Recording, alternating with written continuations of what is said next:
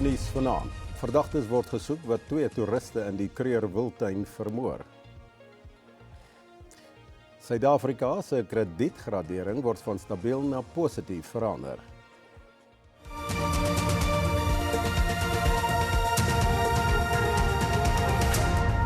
Goeienaand en welkom by die nuus in Afrikaans.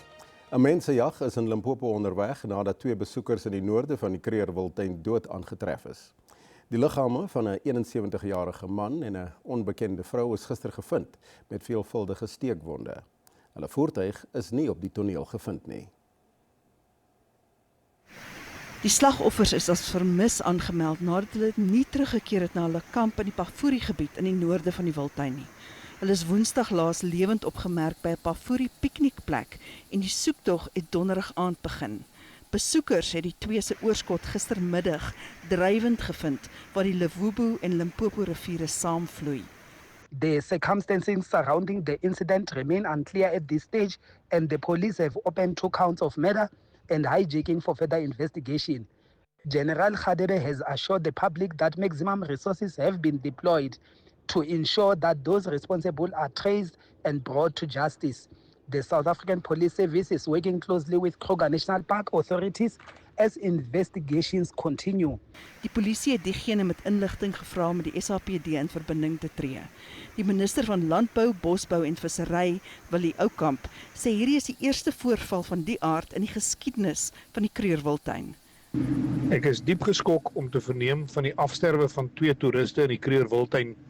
Hulle liggame is op Vrydag gevind naby 'n rivier in die noordelike gedeelte van die park. Ek was reeds in gesprek met die hoofuitvoerende beampte van Sanparke as ook met die voorsitter van die Sanparke Raad en ons sal voortgaan om alle samewerking aan die polisie te gee. Ons innige meegevoel en simpatie gaan uit aan die familie van die oorledenes en ons bede is dat hulle vertroos sal word in hierdie moeilike tyd. Die naasbestandes van die slagoffers is reeds in kennis gestel en Sanparke het sy bystand aangebied met hulle vervoer, verblyf en repatriasie. Die Demokratiese Alliansie in Johannesburg het 'n strafregtelike klag teen Tapelo Amad, die burgemeesterskomitee lid vir gemeenskapsontwikkeling in Gauteng ingedien, nadat hy na bewering 'n vuurwapen in openbaar tydens 'n begrafnis afgevuur het. Die party voer aan dat sy roekelose optrede rouklaars in gevaar gestel het. Die DA het die Johannesburgse burgemeester Dada Morero gestrem vir sy versuim om op te tree. No individual, regardless of political position or influence, is above the law. Public representatives are expected to uphold the law and conduct themselves responsibly at all times. Reckless behavior involving firearms cannot be normalized or ignored. The DA calls on the SAPS to conduct a full and impartial investigation, including verifying the video footage, identifying the firearm allegedly used. Die polisie het 'n soektog van stapel gestuur na verdagtes wat betrokke was by 6 verskillende misdaadvoorvalle waarin 8 mense dood is in die Kayamandi informele nedersetting in Stellenbosch. 7 van die slagoffers tussen die ouderdomme van 26 en 46 is doodgeskiet en 1 persoon is doodgesteek. Die polisie ondersoek of die voorvalle met mekaar verbind kan word. Inwoners by een huis het wakker geword met die lijk van 'n onbekende man in hulle agterplaas. In 'n ander gebied van Kayamandi is 'n man in Sewenderlaan doodgeskiet en 'n paartjie is in Firestraat doodgeskiet, terwyl 1 persoon ook beseer is. Western Cape Serious Violent Crime detectives are investigating 5 shooting incidents that left 6 men and a woman dead in Kayamandi, Stellenbosch. 4 of the shooting incidents occurred on Friday evening and 1 on Saturday morning. Die motief vir die moorde moet nog vasgestel word. Rise Mzansi het aangekondig dat die voormalige politieke ontleder en aktivis Lukhona Mnguni die party se burgemeesterskandidaat in Johannesburg is. Volgens hom strek misdaadbekamping weier as sigbare polisieering. Mnguni sê openbare ruimtes moet beter bestuur word, infrastruktuur moet opgegradeer word en maatskaplike samehorigheid moet versterk word. Hy het kiesers in Lawrenceville toegespreek. We cannot allow for the soul of Joburg to be captured by gangsters in suits, by politicians in bed with criminals, and by criminality overtaking good governance.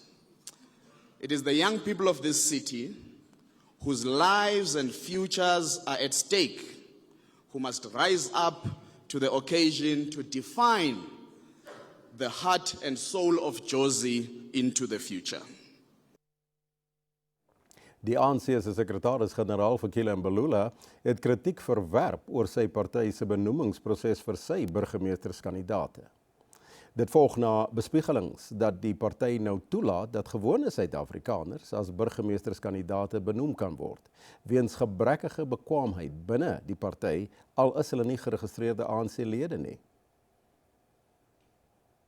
The truth is that the ANC believe in participatory process that involve the constituencies that are of interest. It has been unbelievable, the responses that we got in terms of public participation, the names that people have suggested, who should become the mayor and so on. They will be subjected to the shortlisting process and interviews, and another end will select one candidate. Die DA-regering sal Suid-Afrika se polisiestelsel na die 2029 nasionale verkiesing radikaal hersien om misdaad doeltreffend te bekamp. Nou dit was die boodskap van die DA-leier Jordan Hill Lewis tydens sy toespraak by die party se provinsiale kongres in Polokwane. Hill Lewis het sy toespraak gelewer kort nadat die nuwe leierskap by die DA-leierskap in Limpopo verkies is. Jacques Small is as die provinsiale leier verkies met Glanda Furumela as adjunk en Beyer Smit as die provinsiale voorsitter. Die nuwe span sal die party lei in die komende munisipale verkiesings wat in November plaasvind. Here in Limpopo, people have seen the fear caused by gun violence. People know what it means when criminals believe that they can get away with anything with no consequences. And so we must say clearly today as the DA, this cannot continue. Yes! South Africa needs to see a total overhaul of policing in our country. We must be the party to lead that overhaul. That is why the DA is relentless in our fight for real, practical, big change in policing in South Africa. Die Umkhonto weSizwe party het onverwags die week sy nasionale woordvoerder Slamolo Ndlela verwyder. Slegs dae vroeër het Ndlela aangekondig dat hy sou deel vorm van die MK Party Instituut, maar dit was egter sy ondergang. In die aankondiging het hy gesê die instituut sou die beheer van die party se senior beamptes oorneem. 2 dae later het die party die aankondiging vernietig verklaar. Officials acknowledge the statement, acknowledge that the media statement was read in the presence of the president and other national officials of Umkhonto weSizwe party on the 16th of May 2026. The president and national officials were not fully aware of the entirety of the statement until the statement was made public, and in particular, the propositions dealing with the party's leadership architecture. 'n Groep aktiviste en humanitêre vrywilligers wat deel was van die flotilje wat onderweg na Gaza deur Israeliese soldate onderskep is, het in Suid-Afrika aangekom. Die flotilje was op pad na Gaza om humanitêre hulp af te lewer toe dit voorgekeer is en die aktiviste in hegtenis geneem is. Lede van die Global Summit Flotilje Suid-Afrika het die media toegespreek kort na hulle aankoms op die OR Tambo internasionale lughawe. Die groep sê hulle is getraumatiseer deur die gebeure terwyl hulle deur Israeliese soldate aangehou is. Hulle hou vol dat die flotilje se sending vreedsaam en humanitêr van aard was en dat die behandeling wat hulle ontvang het onregverdigbaar is. Meer as 400 aktiviste van oor die wêreld het aan die sending deelgeneem. Each and every one of the participants had undergone torture, emotional abuse. We've been kicked around from morning to night. I now understand what the word skopskiet en donder means, truly. It was a phrase that we used to hear in the Afrikaans side of things, but we've experienced it in the last few days. Die groep het 'n beroep op Suid-Afrikaners gedoen om solidariteitsveldtogte om Palestynë te ondersteun te versterk. Hulle sê hulle sal voortgaan om bewustheid te skep oor die humanitêre krisis in Gaza.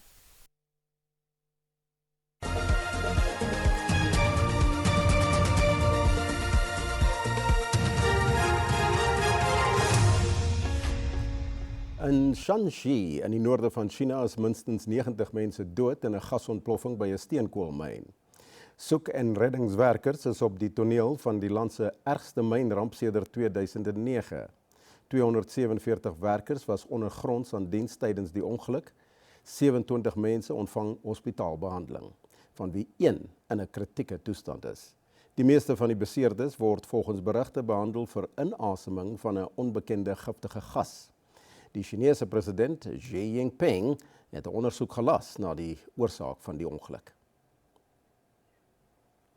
Wetenskaplikes by die Oxford Universiteit in Brittanje ontwikkel 'n nuwe enstof wat hulle hoop gebruik kan word teen die nuwe Ebola variant wat reeds 177 lewens in die Demokratiese Republiek van Kongo geëis het. Kliniese studies om die enstof te toets sal binne 2 na 3 maande begin. Die Bundibugyo variant het 'n sterftesyfer liewer van 40%. Intussen is nog 3 bevestigde Ebola-gevalle in Uganda aangemeld, wat die amptelike getal in die land op 5 te staan bring. Die gevalle sluit in die bestuurder wat Uganda se eerste Ebola-pasiënt vervoer en 'n gesondheidswerker wat die persoon behandel het. Net hierna, Moody's het Suid-Afrika se kredietgradering se vooruitsig opgegradeer. Bly by ons.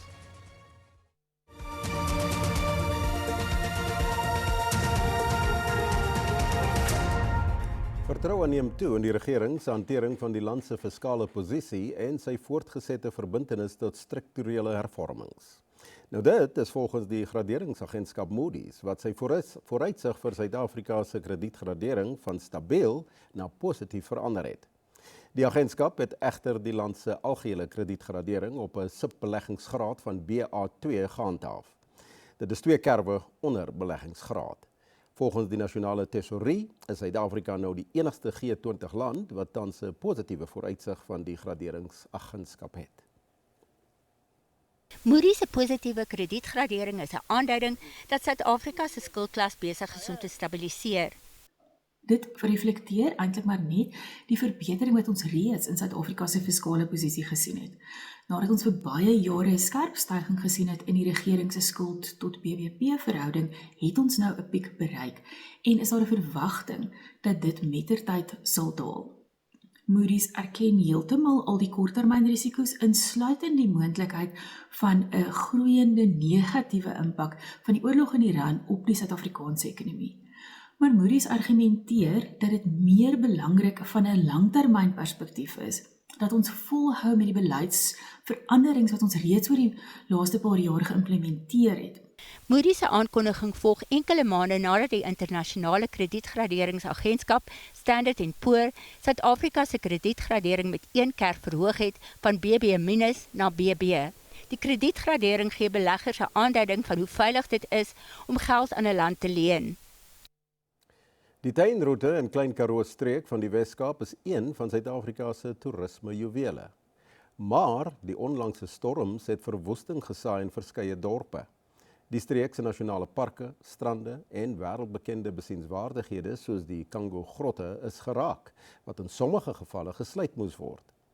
Hoofpaaie is ook beskadig en onbepaald gesluit wat die toerisme- en gasvryheidsbedryf negatief raak. Die tuinroete het van die mooiste bekroonde strande in die land, wat duisende plaaslike en internasionale besoekers lok. Die onlangse storms het egter groot skade aan die kuslyn aangerig en ernstige erosie veroorsaak. Maar werk is onderweg om die strande weer tot blouvlagstatus te herstel. We are hopeful that we will be able to continue operating those blue flag beaches from the 1st of November. There's a lot of work that needs to be done, lots of clearing and lots of rehabilitation, but this is ongoing. We do, however, urge the public to be cautious at the moment, when accessing the beaches from the Beacon Isle to Robberg, because the beach profiles have changed quite severely. In Mossel Bay is Dia strand in die belang van openbare veiligheid gesluit. Gewilde strande in George word ook opgeruim. Met die Knysna Oesterfees wat die 3de Julie afskop, word daar hard gewerk om roetes vir die gewilde Knysna Woudmarathon en fietstoere te herstel. Daar's baie skade in die bos. Baie van ons events is in die bos, maar gelukkig het ons tyd. En ook ons het vanoggend 'n vergadering gehad met die Sanparke en MTO en almal het gesê die roetes wat die Oesterfees wedrenne gaan gebruik sal hulle prioritiseer. Meiringspoort tussen De Rust en Klaarstroom in die Karoo is ook ernstig beskadig. Hierdie historiese en skilderagtige pas is 'n gewilde roete vir besoekers. Alternatiewe roetes word vir reisigers aanbeveel. Ons landelike netwerk sal ek sê 90-95% is klaar toegang vir plaaslike inwoners. Ons probeer om vir mense te sê, moenie die areas nou al gaan gebruik van buite af nie. Hulle ken nie die paaie nie. Mense wat die paaie ken, dit kan hulle toelaat om dit te gebruik. Is nog glad en nat en is miskien net 'n tydelike ompad wat in plek gesit is op baie plekke, maar baie min mense is nog afgesny. Die Kango-grotte is tydelik gesluit weens rotsstortings op die R328. 'n Gewilde dierebewaringsentrum in Oudtshoorn het ook vloedskade opgedoen. Gelukkig is geen diere beseer toe die aangrensende rivier sy walle oorstroom het nie. Fondsinsameling is aan die gang om hulle te help terwyl herstelwerk voortgaan. And we are still open to the public. Our restaurant is here, and we ask everybody to come in and chip in by eating our food and keeping our income coming in so we can still help our animals. On top of that, we will be hosting recovery tours where we can show the general public the damage that occurred and how we are fixing it. Skade aan die bedryf word miljoene rande beraam, maar met herstel en rehabilitasiewerk onderweg, sê verskeie toerisme-owerhede in die streek, hulle is gereed om besoekers te ontvang. Tanya Krause, SAK nuus, George in die Weskaap. Gesondheidskenners waarsku teen 'n verhoogde risiko van siektes in informele nedersettings in die Weskaap na verlede week se oorstromings. In sommige digbevolkte gebiede het oorstroomde sanitasiestelsels die stilstaande water in woongebiede besmet. In verskeie oorstroomde woongebiede het die watervlakke weens die versadigde grond nog nie begin sak nie. Kenners meen dat die onvoldoende sanitasiestelsels in informele nedersettings reeds onder druk was. More than 80% of our wastewater treatment plants are in a critical state. So this means when this effluent lands in rivers, it's polluting our rivers. Sy sê sodra vloedwater deur die stelsels beweeg, versprei die onsuiverhede na die geraakte gebiede.